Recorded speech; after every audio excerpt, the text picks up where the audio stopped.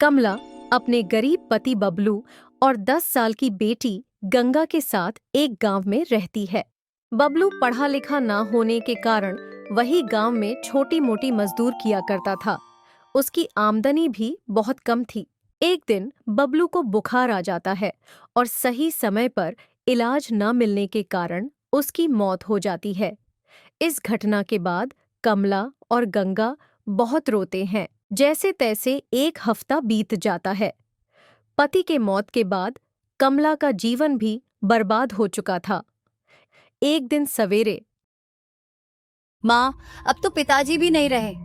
अब कब तक हम ऐसे भूखे रहेंगे? हम कोई काम करते हैं ना माँ। इस गांव में तो तुम्हारे पिताजी को कोई ठीक सा काम तो मिला नहीं, तो मुझे क्या मिलेगा? तो क्या हम ऐसे ही भूखे रहेंगे माँ? मुझे तो बस खाना बनाना आता है। तो माँ, हम खुद की पाव भाजी बनाकर क्यों नहीं बेचते हैं? आप पाव भाजी बहुत बढ़िया बनाती हो। लेकिन घर में राशन पूरा खत्म है। हमारे पास तो पैसे भी नहीं है जिससे हम राशन लेकर खुद का कोई काम कर सकते हैं। कमला गंगा को ये बोल ही रही थी, इतने में वहां बिरजू आ जाता है। बिरजू भैया, कैसे आना हुआ? आप शहर से यहाँ गांव में क्या कर रहे हो? कमला भाभी, मैं बिरजू भैया के पैसे देने आया हूँ जो बिरजू भैया ने मुझे शहर जाते वक्त दिए थे। तब मेरे पास पैसे नहीं थे। अब है न, ये लो आपके पूरे 15,000 रुपये। बिरजू कमला को 15,000 रुपये देने के बाद वहां से चला गया। Não, अभी हमारी औसतन जरा पे आ गए। बिटिया, ये पैसा हमें जिंदगी भर नहीं पूरेगा। ये पैसा तुम्हारे पापा की कमी कभी पूरी नहीं कर सकती। दोनों उन पैसे में सारा सामान ले आते हैं और करीब 10,000 में सारा सामान लेकर आते हैं। अगले दिन सवेरे कमला और गंगा उसी गांव में एक ठेला लेकर आते हैं और गांव के बाजार में खड़े होकर अपने ठेले पर पाव भाजी बनाते हैं। तभी एक हरिया नाम का आदमी कमला के पास आता है। ओ हेटो, तुम दोनों की हिम्मत कैसे हुई यहाँ पे पाव भाजी की ठेली लगाने की? तुम दोनों को दिखाई नहीं देता क्या? यहाँ सामने मेरी पाव भाजी की दुकान लगी है। चलो यहाँ से, अपना ठेला लेके निकलो यहाँ से। क्या भाई साहब, हम कहाँ आपकी दुकान के सामने खड़े हैं? आपकी दुकान तो यहाँ से दूर है ना? देखो, ज्यादा बकवास तो करो ना।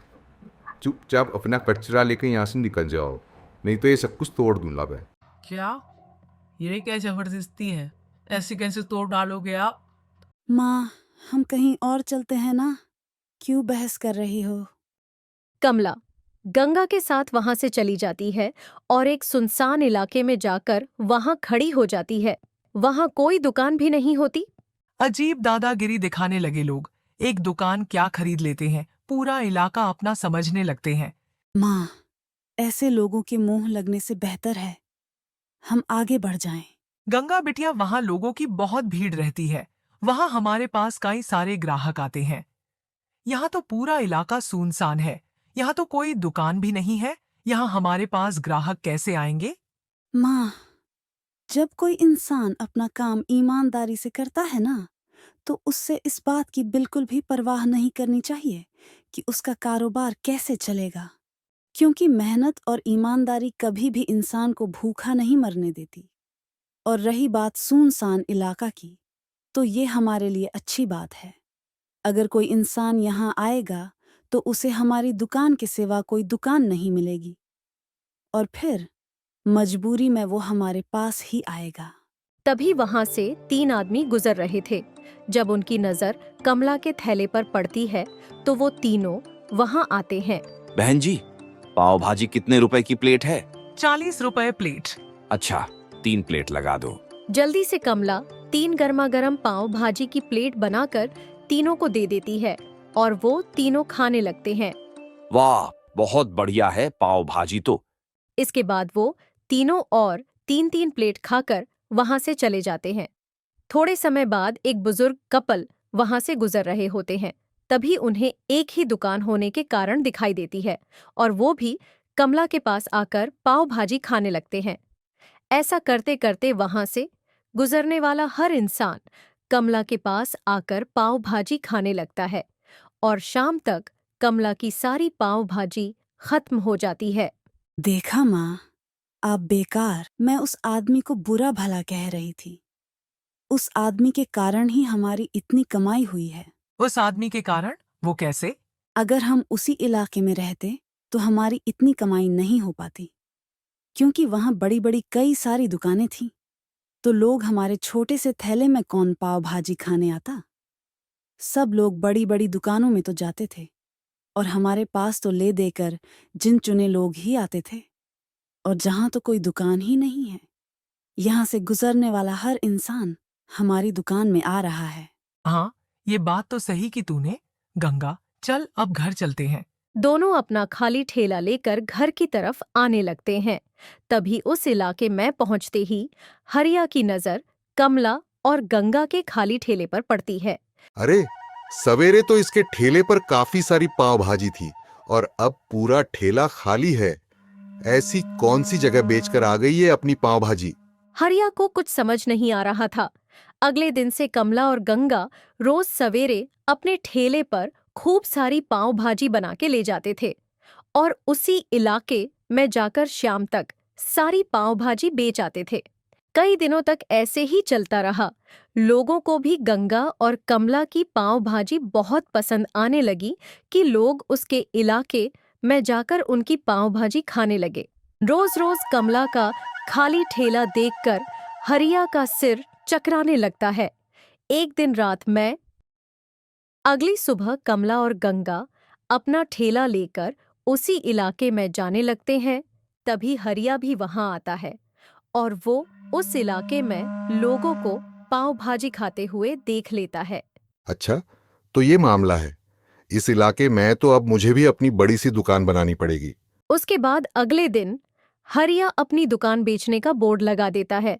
तभी वो बोर्ड देखकर कमला हरिया के पास आती है। अरे, आप अपनी ये दुकान बेच रहे हैं? आप अपनी ये दुकान कितने में बेच रहे हैं? 50,000 रुपया में। 50,000? पर मेरे पास तो केवल 25,000 रुपये ही हैं। मेरी दुकान तो कोई खरीद ही नहीं रहा है और मुझे ये दुकान बेचकर उधर दुकान भी बनानी है। एक काम करता हूँ, 25,000 मैं ये दुकान इसे बेच देता हूँ। उसके बाद हरिया अपनी दुकान गंगा को 25,000 रुपये में बेच देता है और उस इलाके में बड़ी सी दुकान बना लेता है। अब ग्राहक फिर भी कमला के ठेले पर आकर पाव भाजी खाने लगे और हरिया की आलीशान दुकान में कोई ग्राहक नहीं आता। ये क्या? जब कमला ने मेरी दुकान खरीद ली, फिर ये यहाँ ठेला क्यों लगा रही है और लोग मेरी दुकान पर क्यों नहीं आ रहे? देखते ही देखते दिन गुजर जाता है। हरिया की दुकान में कोई नहीं आता था और कमला के ठेले पर लोगों की भीड़ लगी रहती थी। इधर गंगा के पास ग्राहक आने लगे, पर हरिया बेचारा अपनी दुकान में मक्खियां मारे बैठा रहा। तभी वो कमला के पास जाता है। बहन, मेरी ये दुकान तो चल ही नहीं रही। मैंने इस दुकान को बनाने के लिए काफी कर्ज भी लिया है। अब मेरे पास कोई पैसे भी नहीं बचे।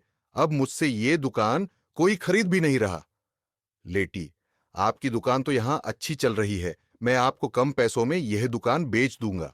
हरिया भाई, इंसान को कभी भी दूसरे की कामयाबी से जलना नहीं चाहिए। जितना मिलता है उतने में खुश रहना चाहिए। आप एक काम कीजिए, आप मुझे अपनी दुकान दे दीजिए। मैं आपको अपनी दुकान में नौकर के काम के लिए रख लेती हूँ साथ। मैं आपको अच्छी पगार भी दूंगी, क्योंकि मेरा ये कारोबार तो अब अच्छा चलने लगा है, और साथ साथ आपको आपकी दुकान का किराया भर दूंगी। उसके बाद कमला हरिया की दुकान में बैठकर पाव भाजी बनाने लगी और हरिया अपनी ही दुकान में नौकर वाला काम करने लगा। इससे कमला की भी कमाई होती रही और हरिया की भी। इस कहानी से हमें ये सीख मिलती है कि हमें किसी की तरक्की से जलना नहीं चाहिए, क्योंकि जिसके नसीब में जो लिखा होता है उसे वो मिल ही जाता है। इसीलिए जिसको जितना मिले हमें खुश रहना चाहिए।